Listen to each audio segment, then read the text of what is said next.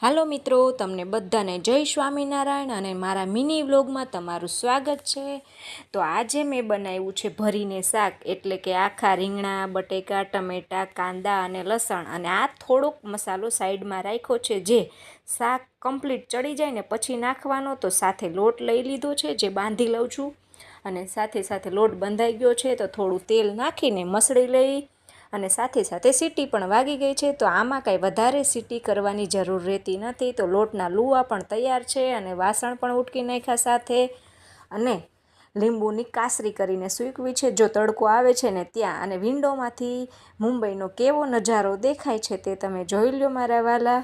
અને જો સ્કૂલ બને છે સાથે, અને આ શાક કમ્પ્લીટ તૈયાર છે। જેવું દેખાવમાં છે ને એવું જ ટેસ્ટમાં પણ જોરદાર છે હો મિત્રો।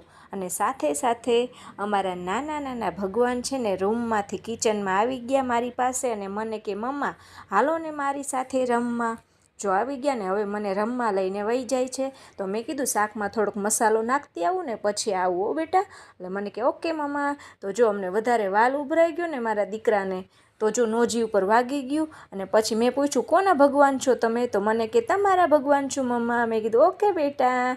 તો પછી અમે થોડી વાર રમી લીધું, મસ્તી કરી લીધી, અને પછી મેં રોટલી બનાવવાનું ચાલુ કરી દીધું। જો એક બે રોટલી બની ગઈ છે, અને પાછો હજી તો રોટલીનો થપ્પો બનાવવાનો છે। તો ગોળ ગોળ પૃથ્વી જેવી હોય ને એવી ગોળ ગોળ રોટલી બનાવીને કમ્પ્લીટ કરી લીધી, અને સાથે એક બાજરાનો મઢો બનાવી લીધો છે। જો કોને કોને બાજરાનો મઢો બનાવતા આવડે છે કમેન્ટ કરજો, અને વિડીયો પસંદ આવે તો સબસ્ક્રાઈબ કરી દેજો વાલા। આવજો, ટાટા।